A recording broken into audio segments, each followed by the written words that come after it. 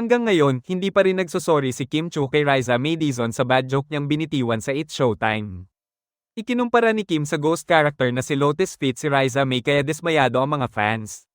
Ipinagtanggol naman ng mga fans si Kim. Kaya lang daw pinalaki ng kampo ng Itbulaga. Host ang nasabing insidente ay dahil gusto lang gamitin upang magingay ang karir nito. Bentahe raw at nakatulong kay Riza May ang issue nila ni Kim dahil nagkaroon siya ng exposure sa mga tabloids at sa social media.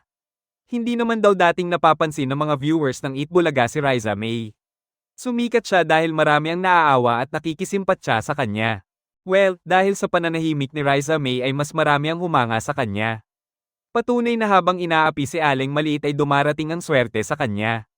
Samantala, bukod kay Bimbi na regular na napapanood sa show, dumalaw na rin si Joshua at nakipag-bonding kay Riza May.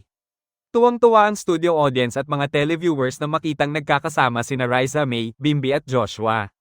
Baka next time, pati si Chris Aquino ay sumali na rin?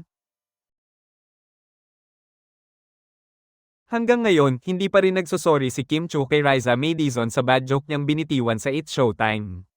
Ikinumpara ni Kim sa ghost character na si Lotus Fit si Riza May kaya dismayado ang mga fans. Ipinagtanggol naman ng mga fans si Kim. Kaya lang daw pinalaki ng kampo ng Itbulaga. Host ang nasabing insidente ay dahil gusto lang gamitin upang magingay ang karir nito. Bentahe raw at nakatulong kay Riza May ang issue nila ni Kim dahil nagkaroon siya ng exposure sa mga tabloids at sa social media. Hindi naman daw dating napapansin ng mga viewers ng Itbulaga si Riza May. Sumikat siya dahil marami ang naaawa at nakikisimpatya sa kanya. Well, dahil sa pananahimik ni Riza May ay mas marami ang humanga sa kanya. Patunay na habang inaapi si Aling Maliit ay dumarating ang swerte sa kanya. Samantala, bukod kay Bimbi na regular na napapanood sa show, dumalaw na rin si Joshua at nakipag-bonding kay Riza May.